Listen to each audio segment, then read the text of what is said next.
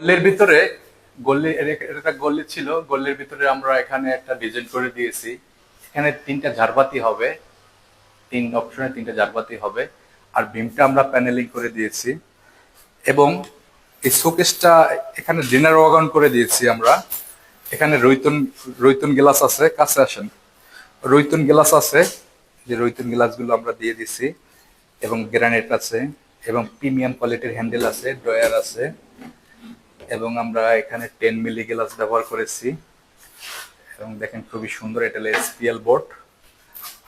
আর drawing dining যেহেতু একসাথে, আর drawing রুমে আমরা একটা টিভি ক্যাবিনেট করে দিয়েছি। এটা এসপিএল বোর্ড, এখানে টিভি থাকবে। একটু কাছে আসেন, এখানে টিভি হবে এখানে। এটা ওয়াল ফাঁকা আছে, এই জন্য ওয়ালেরটা আমরা ওয়াল ফ্রেম করে দিচ্ছি। খুবই সুন্দর, যে তার দেখতে পাচ্ছেন ওখানে লাইট হবে। উপরে আমরা